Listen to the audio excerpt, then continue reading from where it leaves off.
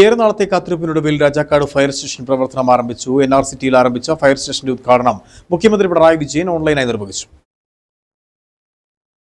മലയോരത്തിന്റെ കാലങ്ങളായുള്ള ആവശ്യമാണ് രാജാക്കാട് കേന്ദ്രീകരിച്ച ഫയർ സ്റ്റേഷൻ വേണമെന്നത്. ഉടുമ്പൻചോല MLA MM മണിയുടെ ഇടപെടലിനെ തുടർന്നാണ് രാജാക്കാട്ടിൽ ഫയർ സ്റ്റേഷൻ അനുവദിച്ചത്. NRCTയിൽ പ്രവർത്തനം ആരംഭിച്ച ഫയർ സ്റ്റേഷൻ മുഖ്യമന്ത്രി പിണറായി വിജയൻ ഓൺലൈനായി ഉദ്ഘാടന കർമ്മം നിർവഹിച്ചു.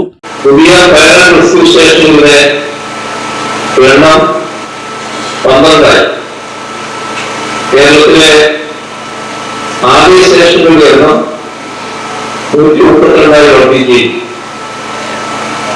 കേരളത്തിൽ ദുരന്തനിവാരണ രംഗത്ത് അതുല്യമായ സേവനമാണ് ഫയർ ആൻഡ് റെസ്ക്യൂ സർവീസസ് നടത്തുന്നത്.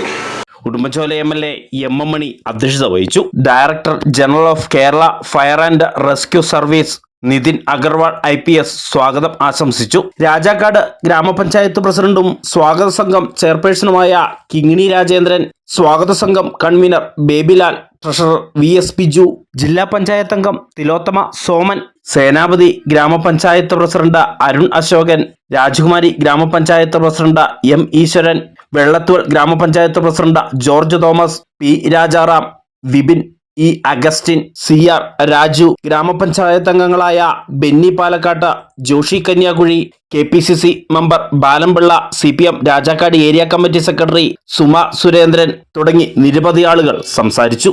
ന്യൂസ് ബ്യൂറോ, രാജകുമാരി.